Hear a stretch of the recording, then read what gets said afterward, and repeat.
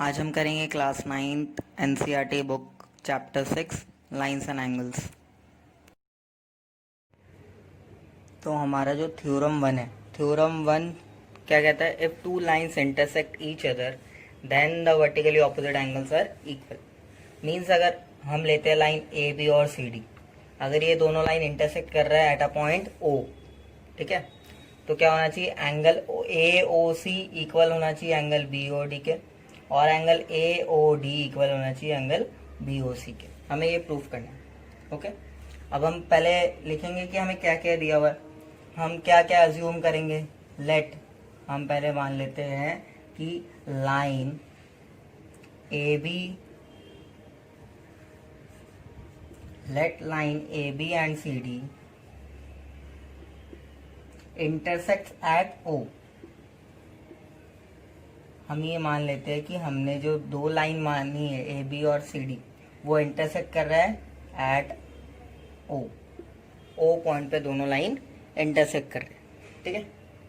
अब हमें प्रूफ क्या करना है? टू प्रूव, क्या प्रूफ करना है हम वो लिखेंगे। क्या प्रूफ करना है अभी बोल दिया था, angle A O C, A O सी के किसके इक्वल प्रूफ करना है हमें? एंगल बी ओ डी के इक्वल प्रूफ करना है।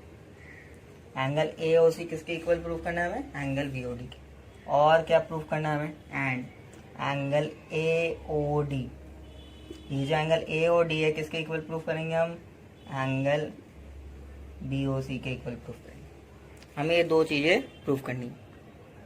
अब ध्यान से देखना, जो रे है, रे समझा दिया था पिछले क्लास में इंट्रोडक्शन में कि रे किसे कहते हैं? जिसका एक एंड पॉइंट होता है, ठीक है। रे किसे कहते हैं? जिसका एक एंड पॉइंट होता है। तो ओ ए क्या है? एक रे है, तो लिखेंगे हम रे ओ ए, ठीक है। ये हम प्रूफ कर रहे हैं। रे ओ ए स्टैंड्स ऑन लाइन ए ओ ए कौन सा लाइन पे है? सी डी पे है, तो लिख देंगे यहाँ पे सी डी, ठीक है ना। अब अगर रे ओ ए सी डी लाइन पे आ रहा है, therefore angle A O C plus angle A O D equal to किसके होना चाहिए? 180 डिग्री होना चाहिए। क्यों होना चाहिए? क्योंकि लीनियर पेयर है। ब्रैकेट में लिख देना क्यों होना चाहिए? Linear pair. A O D और ए ओ सी दोनों क्या है? लीनियर पेयर है। एक्सियोम 1 जो था हमारा वो बताता था ना कि अगर स्ट्रेट लाइन पे अगर कोई भी एक रे आता है तो दोनों का सम कितना होना चाहिए? 180 डिग्री होना चाहिए। अब दूसरा रे देखो, दूसरा रे अगर हम लेते हैं ओ डी, दूसरा रे अगर हम लेते हैं ओ डी, रे ओ डी स्टैंड, ये जो ओ डी है कौन से लाइन पे आ रहा है? ध्यान से देखो, ए बी पे आ रहा है। Stand on line A B, ठीक है। तो इससे कौन कौन सा एंगल मिलेंगे हमें? Angle A O D plus angle B O D, इनका भी सम कितना होना चाहिए? 180 डिग्री होना चाहिए। Same reason, linear pair. ये हमारा है नंबर 2, ठीक है। ये हमारा है नंबर 2। अब 1 और 2 को अगर हम कंपेयर करेंगे, फ्रॉम 1 एंड 2 वी गेट, 1 और 2 से हमें क्या मिला? Angle A O C plus angle A O D equal to किसके? Angle A O D plus angle B O D. इतना मिला हमें, ओके। अब इससे क्या होता है? दोनों साइड ए ओ डी है, कट जाएंगे। क्या बचेगा हमारे पास? Angle A O C is equal to angle B O D. This implies angle A O C is equal to angle B O D. अब हमने एंगल ए ओ सी को किसके इक्वल प्रूफ कर दिया?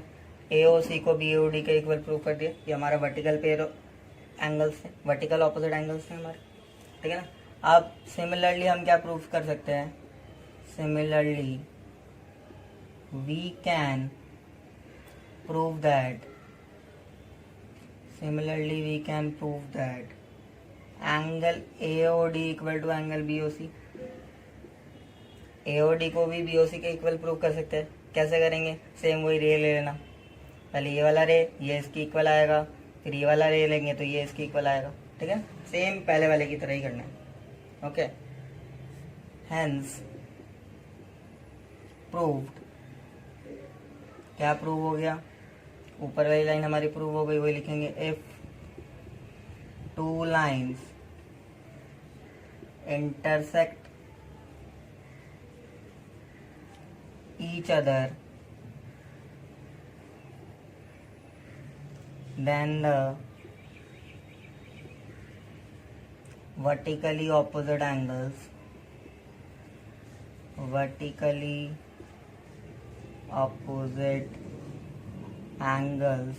are equal. ओके, अब हम करेंगे exercise 6.1. So exercise 6.1 का क्वेश्चन नंबर 1. ठीक है, फिगर बोर्ड पे बना दिया. अब हमें पहले लिख देना है गिवन हमें क्या क्या है, मतलब हमें क्वेश्चन में क्या क्या दिया हुआ है. गिवन क्या क्या हमें, lines A B and C D, 2 line दिया हुआ है ए बी और सी डी.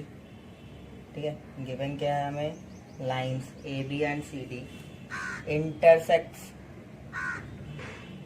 इंटरसेक्ट्स एट ओ, मतलब ये हमें इंटरसेक्टिंग लाइन दिया हुआ है. ठीक है, line A B and C D intersect at ओ.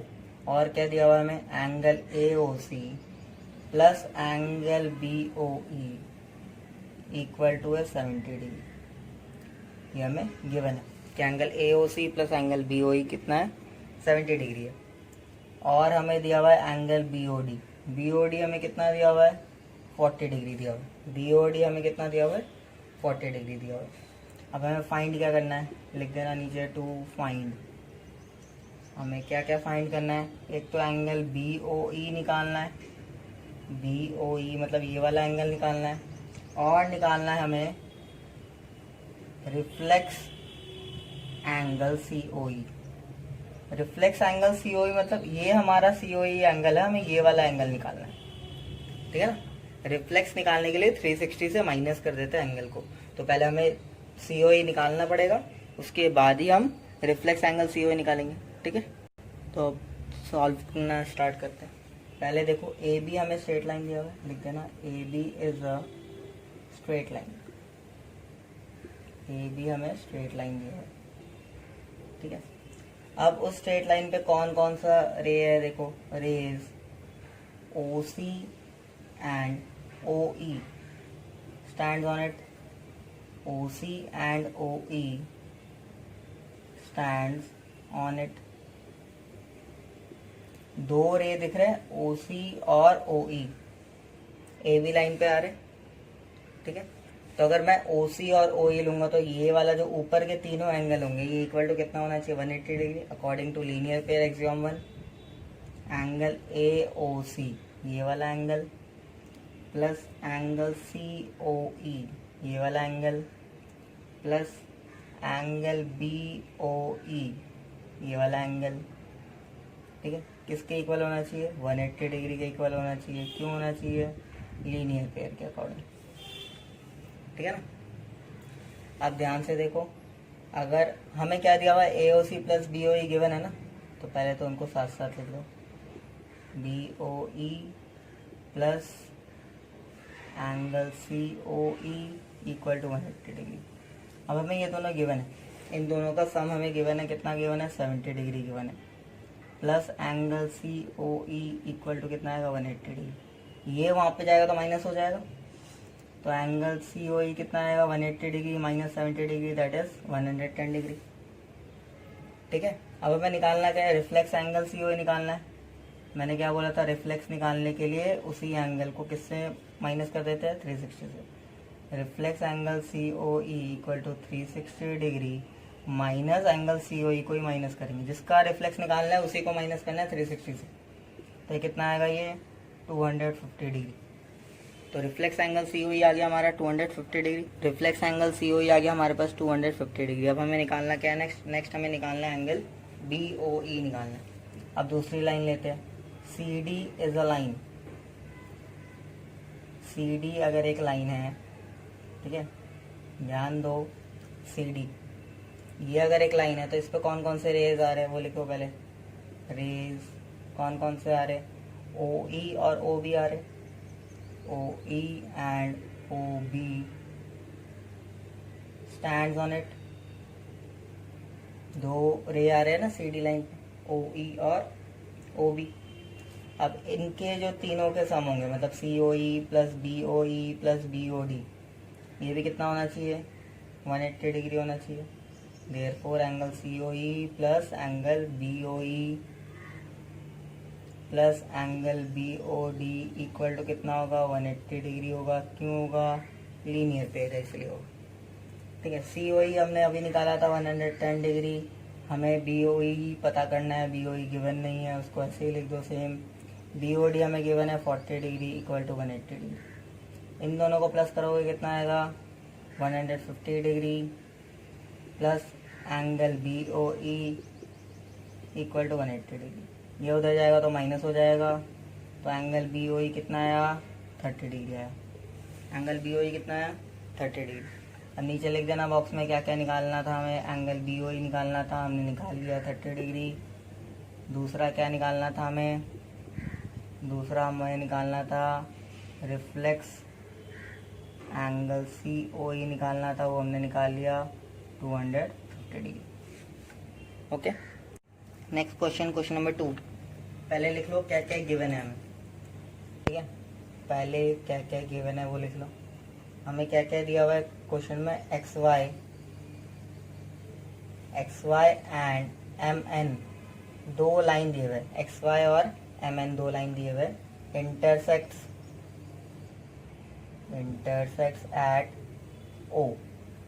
तो हमें दो लाइन दिए हुए XY और MN, इंटरसेक्टिंग लाइन है, कहाँ कौन से पॉइंट पे इंटरसेक्ट कर रहे हैं, at a point O। Okay, अब और क्या दिया हुआ है, एंगल POY हमें 90 डिग्री दिया हुआ है, साइन बना हुआ है 90 डिग्री का। एंगल POY हमें 90 डिग्री के इक्वल दिया हुआ है। और दिया हुआ है हमें A:B दिया हुआ है हमें 2:3। फाइंड क्या करना है, लिख लेना टू फाइंड C। ये जो एंगल C है ये हमें निकालना है। ओके, सो स्टार्ट करते हैं अपना सॉल्यूशन। पहले तो हमें A और B की वैल्यू और A और एंगल B निकालने से पहले हमें X की वैल्यू निकालनी पड़ेगी, फिर जाके हमारा एंगल A और B निकलेगा। तो लिखेंगे हम let A equal to 2x, ratio दिया हुआ है ना हमें 2:3, हमें रेशियो गिवन है 2:3। A को हम 2x मान लेते हैं, B को हम क्या मानेंगे, 3x मानेंगे। XY जो है स्ट्रेट लाइन है, XY is a straight line. रे XY पे रे कौन कौन सी आ रही है, देखो XY पे रे OM और OP आ रही है, रे OM and OP stands on it. XY पे अगर रे OM और OP आ रही है, मतलब A plus B plus 90 degree equal to 180 degree होना चाहिए। तो A plus B plus angle POY equal to 180 degree होना चाहिए। क्यों होना चाहिए, linear pair axiom 1। A plus B हमें POY दिया हुआ है 90 डिग्री इक्वल टू 180 डिग्री, ये वहाँ पे जाएगा माइनस हो जाएगा, तो A प्लस B कितना बचेगा, 90 डिग्री बचेगा। ठीक है ना, और A और B हमने क्या अज्यूम किया था, 2x और 3x इक्वल टू 90 डिग्री, तो ये 5x इक्वल टू 90 डिग्री बचा। तो x की वैल्यू कितनी आई, 90 divide by 5 that is 18 degree. x की वैल्यू कितनी आई, 18 डिग्री। अब A और B निकाल लो। A क्या था हमारा, 2x था, मतलब 2 multiply 18 degree that is 36 degree. B क्या था हमारा, 3x था, 3 multiply 18 degree that is 54 degree. अब A और B आ गया हमारे पास। अब हमारे पास A और B आ गया, A कितना है 36 डिग्री और B कितना है 54 डिग्री। अब दूसरा देखो MN is a straight line, MN भी तो एक स्ट्रेट लाइन गिवन है हमें, MN is a straight line. उस पर कौन सा रे आ रहा है, MN पे OX रे आ रहा है, इस साइड से देखेंगे तो OX रे स्टैंड्स ऑन इट, OX रे आ रहा है उस पर। ठीक है ना, तो उस हिसाब से B प्लस C कितना होना चाहिए, 180 डिग्री होना चाहिए। क्यों होना चाहिए, लीनियर पेयर। B हमने अभी निकाला 54 degree plus C equal to 180 degree, C equal to 180 degree minus 54 degree, इसको माइनस करेंगे तो आंसर कितना आएगा, 126 डिग्री आएगा। ठीक है, तो हमें निकालना क्या था, C निकालना था। तो C equal to 126 degree, this is our answer. Okay, next question, question number third. Question number third में पहले गिवन क्या क्या है देखो, क्वेश्चन में दिया हुआ है गिवन हमें क्या क्या है, angle P Q R equal to angle P R Q, ये हमें गिवन है। अब हमें क्या बोला है, प्रूफ करने के लिए बोला है, टू प्रूव, क्या प्रूव करना है, angle P Q S equal to angle P R T. तो हमें पी क्यू आर मतलब ये वाला एंगल पी आर क्यू के इक्वल दिया हुआ है और हमें ये बाहर वाले एंगल इक्वल प्रूव करना है, ठीक है। आप ध्यान से देखना, बहुत ही इजी क्वेश्चन है। अब अगर हम एस टी जो है हमें स्ट्रेट लाइन दिया हुआ है, S T is a straight line, हमें एस टी एक स्ट्रेट लाइन दिया हुआ है, तो उस हिसाब से angle P Q S plus angle P Q are किसके इक्वल होना चाहिए, 180 डिग्री के होना चाहिए लीनियर पे। कौन कौन सा एंगल लिया, पी क्यू एस ये वाला एंगल लिया और पी क्यू आर ये वाला एंगल लिया, दोनों 180 डिग्री होना चाहिए लीनियर पे, इसको मान लो 1, ठीक है। अब दूसरा एंगल पी आर टी ये बाहर वाला angle plus angle P Q R, P Q नहीं पी आर क्यू आएगा यहाँ पे, P R Q equal to ये भी किसके होने चाहिए, 180 डिग्री के होने चाहिए, ठीक है ना, ये भी 180 के डिग्री को इक्वल होना चाहिए। अब यहाँ देखो ध्यान से, ये जो पहला वाला एंगल है, पहले वाला एंगल हमें निकालना क्या, पी क्यू एस, तो एंगल पी क्यू एस को हम कैसे लिख सकते हैं, 180 degree minus angle P Q R लिख सकते हैं हम, पी क्यू एस को हम 180 degree minus P Q R लिख सकते हैं, इसको उधर लेके जाएंगे, ठीक है ना। अब दूसरा क्या निकालना है हमें, पी आर टी को कैसे लिख सकता हूँ मैं, 180 degree minus angle P R Q लिख सकता हूँ, इसे 2 मान लेना, ये 3, ठीक है। तो इसको मैं P R T equal to 180 degree minus P R Q लिख सकता हूँ।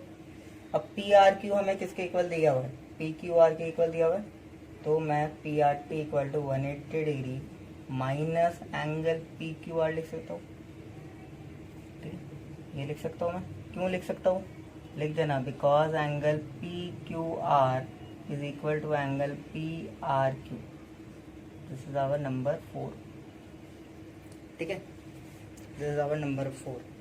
अब देखना फ्रॉम 2 and 4, 2 में क्या दिया हुआ है, P Q S 180 degree minus P Q R और P R T 180 degree minus P Q R, मतलब एंगल पी क्यू एस किसके इक्वल आ गया, एंगल पी आर टी के इक्वल आ गया, ओके, ये मिल गया। बस यही तो हमें प्रूव करना था, नीचे लिख देना, हैंस प्रूव, ओके। बाकी ये क्वेश्चंस हम नेक्स्ट वीडियो में करेंगे।